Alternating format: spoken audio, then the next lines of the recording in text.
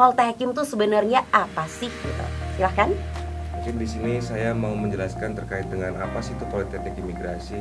Politeknik Imigrasi sendiri itu sebenarnya suatu sekolah kedinasan yang nantinya setelah mereka lulus akan ditempatkan di UPT Imigrasi, mungkin yang Mbak Sani tahu itu ada mungkin di bandara, kemudian di pelabuhan, dan ada juga di, contohnya kalau di Malang mungkin ada kantor imigrasi kelas 1 TPI Malang yang ada di dekatnya Arjosari. Nah, kemudian untuk programnya sendiri itu Politeknik Imigrasi itu sebagai lulusan dari D4. Jadi nanti setaranya dengan D4 atau setara dengan S1.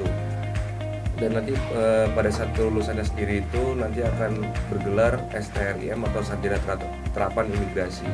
Dan kira-kira kalau boleh tahu dari Mas Ferdi atau Mbak Ajeng gitu ya, ada nggak sih syarat-syarat tertentu buat masuk Poltekim?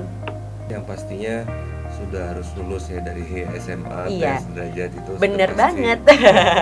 Kemudian pada saat setelah adanya proses nanti adanya penerimaan dari catar.kemenkumham.go.id, nanti akan diumumkan di situ.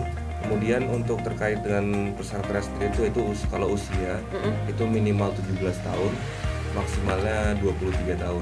Itu untuk usia. Kemudian untuk tinggi minimal untuk calon taruna sendiri itu 170 cm dan untuk taruninya sendiri itu 160 cm.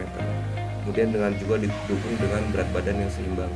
Jadi nggak boleh overweight atau maupun underweight. Nanti setelah mungkin sudah dari yang dasarnya itu sudah terpenuhi, maka nanti adanya tes SKD, yaitu ada kompetensi dasar, di situ ada TKP, ada TIU dan juga TWK.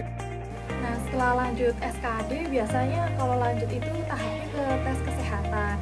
Di tes kesehatan ini dilakukan pemeriksaan secara menyeluruh.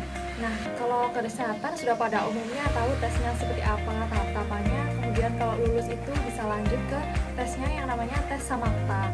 Nah, Samakta-nya sendiri itu bisa jadi ada lari, shuttle run, push up, sit up, pull up atau chinning, seperti itu biasanya.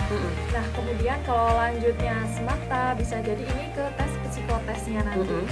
Untuk tes psikotes itu udah tahapan akhir, diakhiri dengan tesnya Kantukir namanya, WPFK, tes wawancara sama bakat minat itu.